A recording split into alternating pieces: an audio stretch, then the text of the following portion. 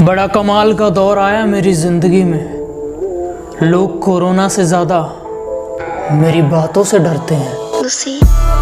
अगर ज़िंदगी में कुछ करना चाहते हो तो मतलबी लोगों को फ़ोन में नहीं, ज़िंदगी में ब्लॉक करो।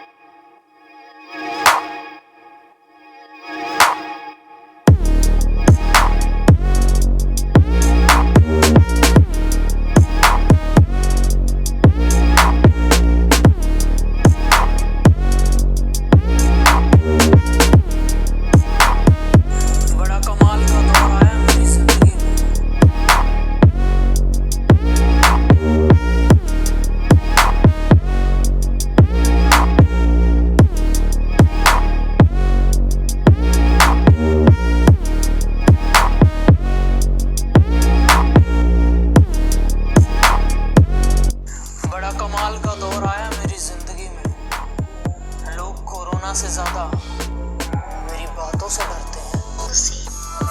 अगर जिंदगी में कुछ करना चाहते हो तो मतलबी लोगों को फोन में